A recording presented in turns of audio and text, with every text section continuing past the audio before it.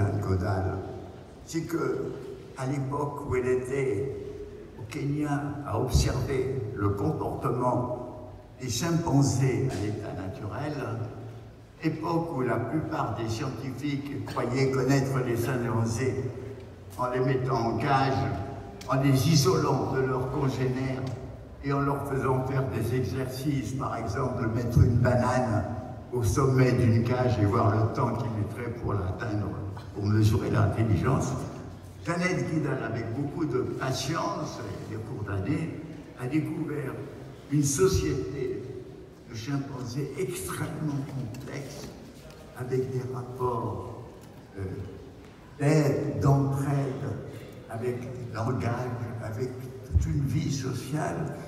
Et on peut dire que ce qui est important, c'est quand nous pensons à l'évolution, c'est pas seulement une évolution anatomique et physiologique et cérébrale qui a fait de nous des humains, c'est une évolution sociale où une société de primates, à travers l'organisation, à travers l'acquisition du langage, à travers le développement des outils, une société primate s'est transformée en société humaine. Et le message, et vous voyez ici des chimpanzés, il y a une exposition sur les animaux. Aujourd'hui donc, la présence de Jeannette arrive à compléter, à enrichir ce message. C'est-à-dire que nous sommes non seulement dans la nature est en nous.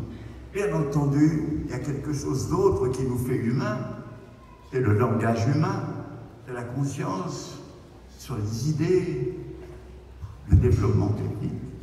Et nous sommes quand même des primates, des mammifères, des vertébrés, multicellulaires. Nous sommes participants de la vie.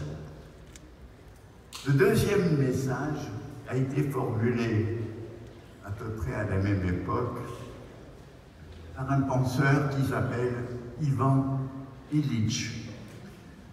Et ce penseur, d'origine slave, mais qui a essaimé son idée à Cuernavaca au Mexique, il a été le promoteur de ce qu'on peut appeler la convivialité, de ce qu'il a lui-même appelé du reste la convivialité.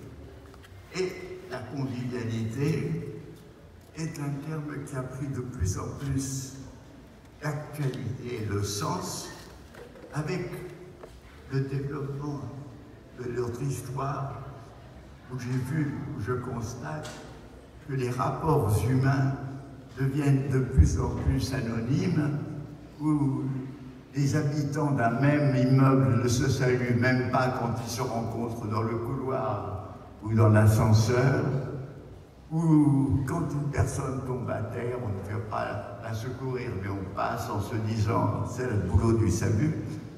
Bref, il y a une diminution considérable de tous ces rapports qui tissent et qui donnent du sens à la vie quotidienne.